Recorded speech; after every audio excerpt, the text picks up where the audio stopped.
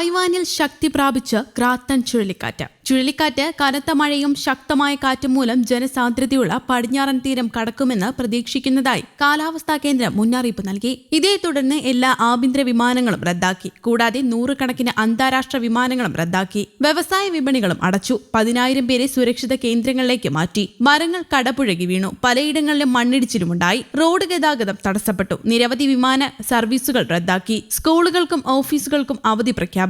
കൊടുങ്കാറ്റിന് പിന്നാലെ ആശുപത്രിയിൽ തീ പടർന്നും 9 പേർക്ക് ദാരുണാന്ത്യം സംഭവിച്ചു. തായ്വാന്റെ തെക്കൻ മേഖലയിൽ വ്യാഴാഴ്ചയാണ് സംഭവമുണ്ടായത്. ക്രാത്തോൺ ചുഴലിക്കാറ്റ് സാരമായി ബാധിച്ച പിങ്ടൺ കൌണ്ടിയിലെ ആശുപത്രിയിലാണ് തീ പടർന്നത്. നേരത്തെ കൊടുങ്കാറ്റിന് പിന്നാലെ വലിയ രീതിയിലെ മണ്ണിടിച്ചിലും കൊടും മഴയും ശക്തമായ കാറ്റും ദ്വീപിനെ സാരമായി ബാധിച്ചിരുന്നു. തീ പടർന്നതിന് പിന്നാലെയുണ്ടായ പുക ശ്വസിച്ചാണ് 9 പേരും മരിച്ചത്. സംഭവത്തിൽ വിശദമായ അന്വേഷണം പുരോഗമിക്കുകയാണെന്നാണ് ദേശീയ മാധ്യമങ്ങൾ റിപ്പോർട്ട് ചെയ്യുന്നത്. സമീപ മേഖലയിൽ നിന്ന് എത്തിയ സൈനികരുടെ അടക്കം സഹായത്തോടെയാണ് അഗ്നിരക്ഷാസേന ആശുപത്രി ജീവനക്കാരെയും രോഗികളെയും തീ പടരുന്നതിനിടെ പുറത്തെത്തിച്ചത്.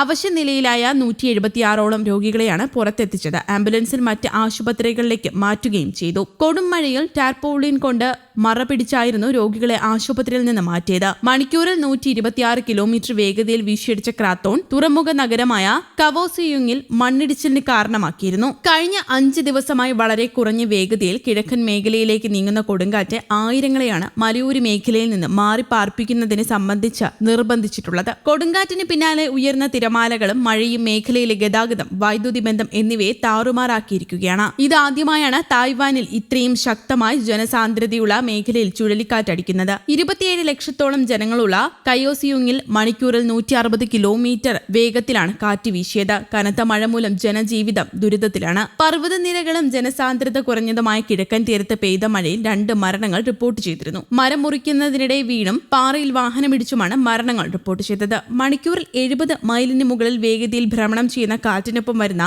വലിയ കൊടുങ്കാറ്റാണ് ചുഴലിക്കാറ്റുകൾ. ഭ്രമണം ചെയ്യുന്ന കാറ്റ് ഉഷ്ണമേഖലാ പ്രദേശങ്ങളിലെ താപനില കൂടിയ സമുദ്രഭാഗങ്ങൾക്ക് കുറുകെ ചുറ്റിക്കറങ്ങുകയും അതിഭയങ്കരമായ ശക്തിയോടെ തീരത്തേക്ക് വീശുകയും ചെയ്യുന്നു. കരയിലെത്തുന്ന കാറ്റ് പൊട്ടിത്തെറിക്ക് സമാനമായ അനുഭവമാണ് അവശേഷിപ്പിക്കുന്നത്. കാറ്റിനൊപ്പം കനത്ത മഴയും മാരകമായ തിരമാലകളും ഉണ്ടാകുന്നതിനാൽ അപകടത്തിൽ വ്യാപ്തി വലുതായിരിക്കും. കടുത്ത സാമ്പത്തിക നഷ്ടമാണ് ഓരോ ചുഴലിക്കാറ്റും സമ്മാനിക്കുന്നത്. അനേകം ആളുകൾ ഭവനരഹിതരാകുന്നു. വെള്ളപ്പൊക്കത്തിൽ എല്ലാം ഒലിച്ചു പോകുന്നു. സൈക്ലോണുകൾ എന്നറിയപ്പെടുന്ന ചുഴലിക്കാറ്റുകൾക്ക് സമാനമായ മറ്റൊരു അതിശക്തമായ കാറ്റാണ് ടൊർണാഡോസ്. ചുഴലിക്കാറ്റുകളേക്കാൾ ശക്തവുമാണ് ടൊർണാഡോ കാറ്റ്. ചുഴലിക്കാറ്റുകൾ കൂടുതൽ കാലം നിലനിൽക്കുകയും 5 ലക്ഷം ചതുരശ്ര മൈൽ വരെ സഞ്ചരിക്കുകയും ചെയ്യുന്നു. എന്നാൽ ഓരോ കാറ്റിന്റെയും ശക്തി, സഞ്ചാരപഥം എന്നിവ വ്യത്യസ്തമായിരിക്കും. ഭൂമിയിലെ ഏറ്റവും ശക്തമായ കൊടുങ്കാറ്റാണ് ചുഴലിക്കാറ്റുകൾ. സാധാരണയായി ചൂടുള്ള സമുദ്രജലത്തിന് മുകളിൽ ഭൂമധ്യരേഖയ്ക്ക് സമീപമായാണ് രൂപം കൊള്ളുന്നത്. സമുദ്രങ്ങൾ അവയുടെ ഏറ്റവും ചൂടുള്ള താപനിലയിലായിരിക്കുമ്പോൾ തിരമാലകൾ ഉൽപ്പാദിപ്പിക്കപ്പെടുന്നു. ഈ സമയം വെള്ളത്തിന് മുകളിലുള്ള വായു ധാരാളം ഈർപ്പം കൊണ്ട്